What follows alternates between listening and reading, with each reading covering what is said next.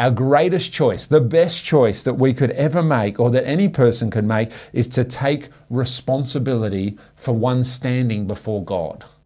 Does crisis have a purpose? In the next 3 videos, we're going to look at crisis. We're in the coronavirus right now, but we're starting to come out of it. So what is the purpose of a crisis, and what is the purpose of coming through crisis? What does it result in? What is the fruit of it? And over the next 3 videos, I want to talk to you from the story and the life of Joseph, which you can find in Genesis 37 through to chapter 50. And we see some lessons in there of what God does in and through Joseph during his many crises that he goes through. And the first thing which we're going to focus on today is the formation of faith in Joseph, of trusting God.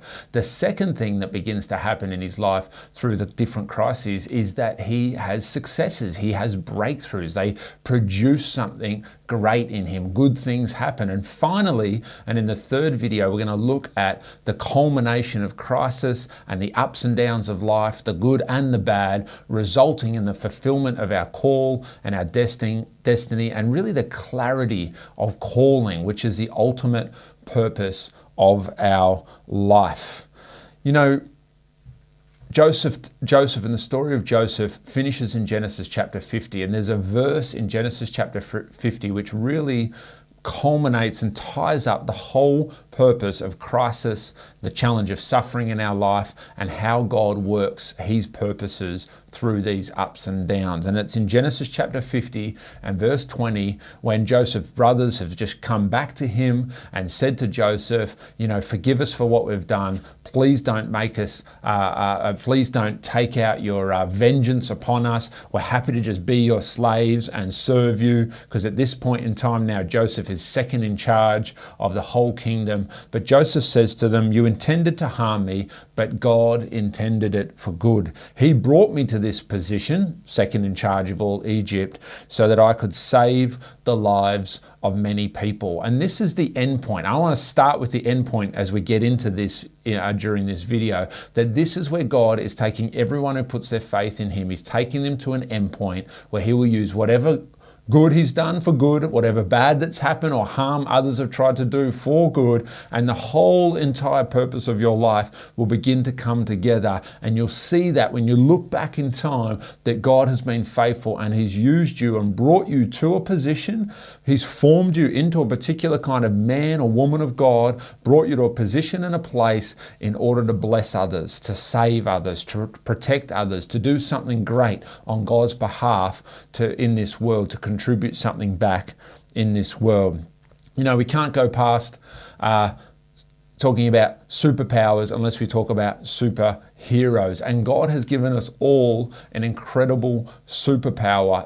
It's called our ability to respond, to take responsibility. Our response ability is a superpower that every human being has been given. I don't know if you saw the movie Shazam last year, but it's about a young boy named Billy who is given or gifted superpowers. Now, this is every kid's dream, to be given superpowers, to be able to fly, to be able to do all kinds of supernatural things. But Billy has to learn to use this superpower. And it's the same for every human being. We have this ability to take responsibility for our lives, for our choices, for our actions, our behaviors. You get to determine, you and I get to determine what everything means, who God is. What we get to choose the meaning of everything that occurs in our life. We all of us get the choice of 2 stories in our life. We sit at the center of 2 great narratives, and our story can be one of the victim, can be one of life just happens to us and it's unfair and unjust and it's difficult, or we can choose the other path and the other story. We still sit at the center, but life is an opportunity. It's an adventure. Difficult things happen, but we can overcome. That we get to choose and the meaning of our life, and we can go onwards and upwards if we want to. And Billy has to learn to use his superpowers to be a superhero, to be an effective superhero. And you and I have to learn to use our responsibility to make choices. We know the famous quote from Viktor Frankl that between stimulus and response, there's choice. This is our ability to choose, to take responsibility for our lives, to choose our response to circumstances, even bad, difficult circumstances. We didn't put ourselves in that position, but we get to choose. And you really can't argue with Frankl, because he was a Holocaust survivor, a Nazi concentration camp survivor, who worked this out when he was at the bottom of the barrel in a Nazi concentration camp. He realized they can take my clothes, they can take my food, they can take my dignity, they can take warmth away from me, they can kill my family, they can do all of those things, but they can't take away my ability to choose to forgive the Nazi persecutors, my ability to choose to be positive, my ability to choose to respond. No one can take that control away from us. And as Christians, we know this better than anyone else. Our greatest choice, the best choice that we could ever make, or that any person could make, is to take responsibility for one standing before God. This is the ultimate act of responsibility. You know, God himself took responsibility for sin and for destruction and for you and I by sending Jesus Christ to the earth. And we in turn are asked by God, offered by God, to take responsibility for our relationship with him and make sure that we're in right standing with God. And by doing that, we put our faith in God through Jesus Christ. And when we take responsibility for our spiritual lives, our eternal destiny, then everything else in this world begins to come into alignment, and we're able to take responsibility for things in the day today. You know, superpowers are great. You know, we have this ability to respond. That's our human superpower, to take responsibility. But then we have the challenges of life, the crisis of life. We're going through this COVID-19 enormous challenge, global challenge. People are dying all across the world. It's been a difficult year in 2020. Everybody, even if they haven't got the virus, have been thrust into isolation, really have no choice of our own. We've had government mandates to isolate and to retreat into our homes, and many people have lost jobs. There's economic instability, and this is a difficult time, but life is always difficult. If it wasn't the coronavirus, it would have been something else in 2020 for you that would have been a challenge. You can choose to respond, but then you've also got to come to the place and the reality of life's difficult. As a Christian, you've got to come to the place where you have a theology on suffering, that you understand suffering, because we all have the same questions. If God is good and powerful and he can do anything and he's everywhere and he loves us, then why would there be evil? Why is there suffering? Why do bad things happen to good people? Why do children get cancer? Why do people who are great people, upstanding in the community, get cancer and die, or have difficult things occur in their life, or horrible things happen to them by other people? God, good, and then life, difficult. There's suffering. Well, there's a purpose in it. There is a purpose in it, and God uses these things. Just because God is all powerful, it doesn't mean that he can't also exist while suffering and pain and crisis exists. The two don't necessarily stamp each other out, but the two can coexist. And this is the challenge of life, wrestling with God and his goodness, and wrestling through the realities of life and the suffering and the pain, and wrestling with our fellow man in that pain and our differences of opinion and all of those challenges. But God always works things together for good for those who put their faith, their trust in him, who especially take responsibility for their spiritual life, for their heart on the inside there. And no better can we learn this than looking at the life of Joseph and taking lessons from the life of Joseph. Joseph has a life like many of us. It's full of ups and downs. It's full of incredible mountaintop experiences and times full of joy and satisfaction and breakthrough and success. But then many times in the valley, asking the deep questions, why am I here? He's contemplating suicide. He's been abandoned, betrayed, left behind, forgotten. He's invisible.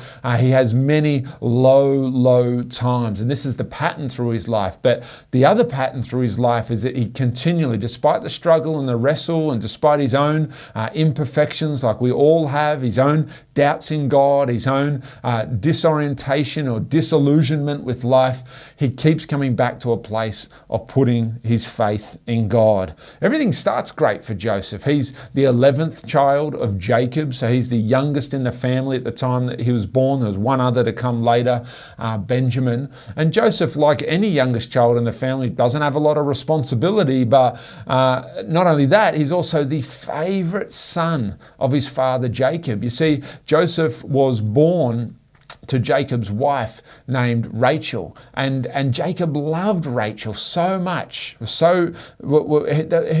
was really special to him, and this was the only son that she had borne him thus far. Benjamin comes later.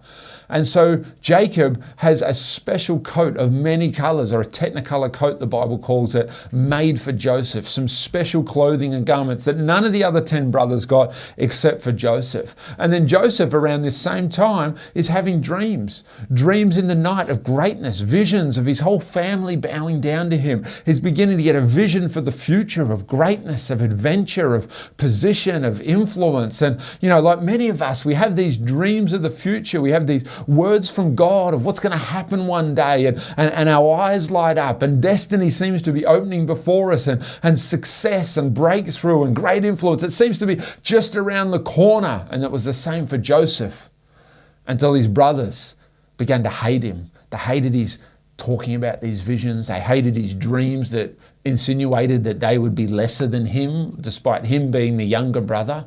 They didn't like it, like any brother. They were jealous. Dad, gives you all the good stuff. Dad's always more interested in you. You're the favorite son. They didn't like that stuff. And they begin to plot a plan to kill him. However, they don't follow through with that. They don't want to shed innocent blood, so they sell him to some Ishmaelites that are coming past the place where they're shepherding their sheep, and their own brother, their own kin is betrayed and sold as a common slave. Get this right, Joseph's a free man, born free. And then he's sold, forced into slavery, betrayed by his own brothers. This is the first major crisis in the life of Joseph, probably a teenager at this time, the injustice of it. Could you imagine the personal crushing, the emotional, mental, let alone physical crushing of your own brothers selling you off as a slave, and you get taken to Egypt, a foreign land, and then he's resold onto Potiphar, who's one of the leading men in Egypt and a ruler in Egypt, and he becomes a slave in the house of Potiphar. Crushing blow. But here comes a little bit of success. Joseph begins to rise in the house of Potiphar, and he becomes the chief slave. But then another crisis comes as Potiphar's wife tries to take him to bed and offers herself to him, and Joseph says, no, I can't take my master's wife, and she falsely accuses him of trying to rape her, and he's thrown in prison. Again, he goes from a high to a low. Now he's in the dungeon, falsely accused, mistreated. He was in a place where he's having some success. Maybe you have success at work. Maybe you have success in your family. Maybe things are going well for you or have gone well for you, and then all of a sudden someone just pulls the rug from underneath your feet. Well, Joseph went through the same thing, but he ended up in a dungeon, a prison, a dark place, a cold place, forgotten by God seemingly, forgotten by his friends, forgotten by his brothers definitely, who sold him into slavery and then lied to their father Jacob about him being taken by a wild beast. And Joseph is there. The accusations of Potiphar's wife have put him in this predicament. But even in the prison, he begins to have success, and he rises up to become the leader in the prison and the caretaker of the prison, and eventually comes before, as we know, the Pharaoh, the king of all the land, because he had interpreted some dreams for the baker and for the cupbearer of the king in prison. And eventually, over a couple of years of being forgotten again by the cupbearer who Joseph interpreted his dream and who's restored to his position of cupbearer, eventually the cupbearer remembers Joseph and remembers that he's the interpreter of dreams. And Joseph comes before Pharaoh, the most powerful man in all the world, to interpret Pharaoh's dreams that no magician, no one can understand, no one can interpret for him. And here he is to interpret that, and he has another breakthrough success moment. And Pharaoh puts him in charge of all of the land to take up all of the grain in the time of harvest and to store it up out for the 7 years of famine that will come. And as you know the story well, there's another crisis around the corner, another challenge, as Joseph's brothers come from their land, and they come to Egypt in the time of famine to get some food sent by their father Jacob. And then we'll look at this in the third video. Joseph has to go through the challenge of revealing himself to his brothers again and dealing with the hurt that's come back to the surface again, hurts from his childhood, hurts that have come back from the past, skeletons in the closet that now he's got to deal with. He's got to confront his own issues, his own fears, his own hurts, and physically confront and stand before his brothers who betrayed him so poorly and deal with that. You know, we see through all the story of Joseph that every time, although he struggles, although he complains, although he doubts like any of us, he eventually puts his faith and his trust in God. A crisis of faith can lead us to great formation of faith. And this is one of the chief purposes of crisis, of difficulty, of challenge, that we have a crisis of faith in our crisis. We're not sure about God. Can we continue to trust Him? Will God really come through for you in your time of need? When you're forgotten in a dungeon, will God still be there? That's the crisis of faith. And we all have to face this fear. We have to look this in the eye. Sometimes the evidence appears to tell us that God isn't good or maybe isn't there for us. But in our crisis of faith, as we choose to put our trust in God, this ultimately forms faith, unshakable faith on the inside of us. The true indicator of Christian maturity is that no matter the circumstances, good or bad, right or wrong, done against you or for you, that you have your faith in God, not in a position, not in a wage, not in a marriage, not in a role in the community, not in some ability or skill, but the ultimate measure of your Christian walk is, do you trust God no matter what? And you see it when Joseph comes before Pharaoh, because Pharaoh says to him, can you interpret the dream? I've had a dream. There is no one who can interpret it, Pharaoh says in Genesis 41 and verse 15. I've heard it said that you, when you hear a dream, that you can interpret it. And Joseph answers him and says, it is not in me. God will give Pharaoh a favorable answer. It isn't me that can interpret the dream. It isn't me that has the power. It isn't me that's come to this rightful place now in the palace. Now's my time. No, it's God working through me. Whether he's in the dungeon, whether he's standing before Pharaoh, whether no one wants to talk to him, or whether the king of all the land is asking him to interpret the dream, Joseph now has come to a place where his faith is formed. His character, his identity, his future, his past, everything, the wrong in the past, the potential of the future, the challenge of right now standing before Pharaoh is all hinging on his faith in God. And he acknowledges God. He knows God will interpret the dream and give him the word, but he acknowledges that it comes from God. That is where his trust is. That is where his hope is. That is where his identity is. A crisis of faith can lead to a great formation of faith. You know, in learning to take responsibility, putting our faith in God is the greatest responsibility that we have. Responsibility to respond to the Creator of the universe. And I've sat, I put up a post on Facebook yesterday and I said that, I'll read it out to you. I said, all the training, life coaching, reading I've done of secular experts, the consensus is similar. The core lack in people's lives, the solution that underpins all issues or could solve all issues is taking personal responsibility. However, the human condition means we do not bend this way very often. The flesh is continually against us taking responsibility for our beliefs, our behaviors, the past and the future. Likewise, when things are out of our control, our responses, our narratives, the story we tell ourselves or choose to live in, our reactions tend to be victim or resentment. Or maybe they're the tyrant, the manipulator, rather than own our responsibility for our response. This calls for a better solution than personal responsibility. What could that be? All the secular experts say that everything comes down to your choice and how you choose to interpret the world. That's the greatest power that we have. But the human needs the power of God, who took responsibility for our own fallenness. God didn't only take responsibility for himself, but he took responsibility for our fallenness, for our weakness, for our vulnerability. He took it upon himself to send salvation in the form of his Son, Jesus, to die in our place. He took the ultimate responsibility so that we can truly and consistently, time and time again, like Joseph, take responsibility for our lives, our communities, and the whole entire world. I just want to focus as I finish here on three things. Joseph was sold out by his own brothers. Joseph suffered for righteousness under the accusations of Potiphar's wife. He did nothing wrong, but he suffered large consequences because of those false accusations. And thirdly, he was forgotten for a long time in the dungeon. And maybe you will find similarity. I know I do. I'm sure all of us do find some similarities in these three dimensions and these three struggles that Joseph went. But these crises, these difficulties, these challenges formed faith in him. First of all, as a young man, an innocent young man, sounds a little bit arrogant, probably a little bit unwise, sharing his dreams, his visions, telling his brothers how great, and his father how great he's going to be one day, causes this chain reaction that results in his own brothers, his own kin, his own flesh and blood selling him out. But what does Christ say? What does Christ in us say?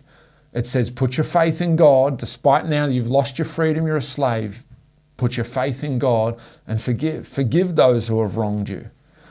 People will think, people will feel, and people will act in all kinds of ways, for you, against you. People will do perplexing things all around you and you won't understand.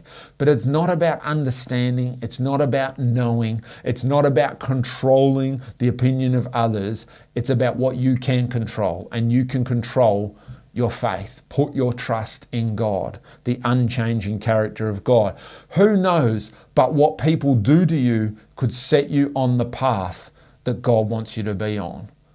I'm pretty sure at 15, Joseph's thinking, this is the wrong path. I'm a slave on my way to Egypt to be sold. But we know, and Joseph eventually knew, that actually he used the jealousy and the hate of his own brothers, the betrayal of his own brothers, to actually put Joseph on the right path, which was to Egypt, to eventually save many lives. Don't always look at negative things as negative, because often God uses them to do his will. Secondly, he suffers for righteousness because Potiphar's wife falsely accuses him.